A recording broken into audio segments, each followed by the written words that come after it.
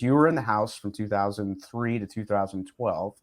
How was it different back then from what we're seeing today? Well, in many ways, it's not. It's quite the same. You still have all these people who are elected as essentially free agents. They join the caucuses and they want to do their thing. It's hard to corral the cats and to get things done. And we're seeing that with the speaker's race right now. The big difference, I would say, Brett, is that you had the Republican Study Committee when I was there, which was the conservative force within the caucus. You also had the Main Street Partnership.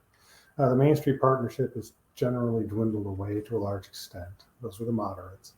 And now you also have the Freedom Caucus, which is even more conservative than the RSC.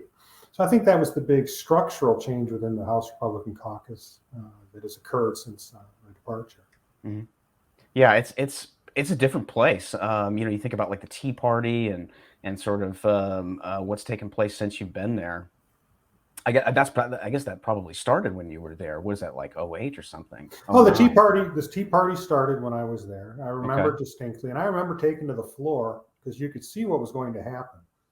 And I said that the Republican Party has to change, and I said that the Tea Party has to grow up. And I spelled out that what's going to happen is you're going to wind up getting co-opted or discarded. And if you don't start to become more politically sensible and mature. And what happened was they didn't. And by 2008, I believe,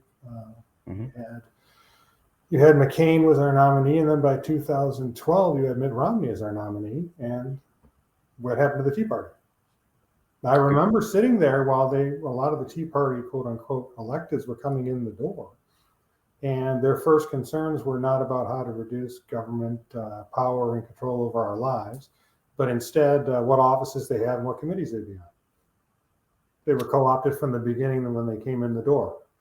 And I think that some of that is still sticking to Kevin McCarthy right now because the Young Guns and their program with him, Ryan and Eric Cantor and Paul Ryan, a large part of their job was to co-opt a lot of the members as they came in the door to make them much more amenable to dealing with people like Speaker Boehner and others, which I'm not saying is a good or a bad thing, because I can understand the necessity of making sure that the caucus functions. But if you were worried about the Tea Party and you were worried about that they were not going to deliver, you could see already that they were being co-opted by the establishment as they walked in the door. Mm-hmm. And Kevin's the last of them that's still there. And so I think that some of that animus, especially members who have been there for quite some time and remember this, is helping to drive some of what we're seeing today. Well, we obviously need new leadership in the GOP. Even when they win, they either fail or just refuse to deliver what they promised. So, who should be in leadership, and how do we get our representatives to actually do what they say they do?